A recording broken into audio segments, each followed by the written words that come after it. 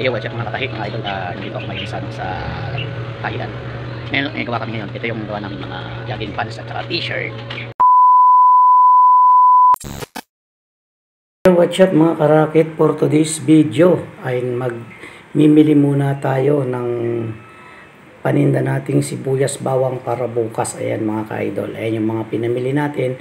At bago tayo pumasok sa trabaho kasi may pasok na rin po tayo. Kaya lang konti lang yung gawa, kaya nakapamili muna ako para pantinda natin kinabukasan. At ayan nga mga karakit, ito yung aking ginagawa. Yan mga uniform ng student, PE uniform. Ayan, jogging pants yan mga ka-idol.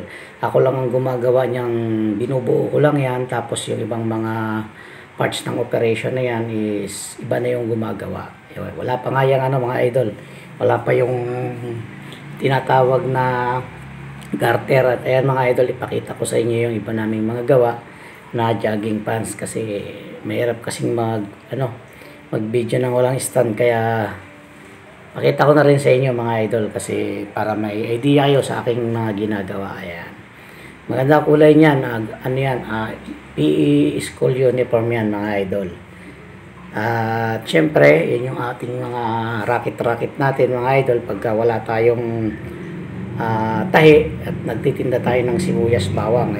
Sabi nga nila, kailangan daw natin talagang magsipag at para kumita tayo na maayos. So kahit paano is kumita. Kaya lang mga idol, ang hirap palang mag-vlog pagka wala kang taga-video tapos wala ka ring stand na gagamit.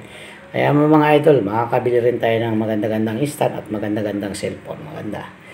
Ayan, maraming salamat mga idol, mga karakit sa inyong panonood. Hanggang dito na lang muna ang ating video. At syempre kung hindi ka pa nakasubscribe sa aking YouTube channel, please subscribe at pakiclick na rin yung bell icon para lagi kang updated sa lahat ng mga video ina-upload ko. Maraming salamat. God bless you all. Peace out.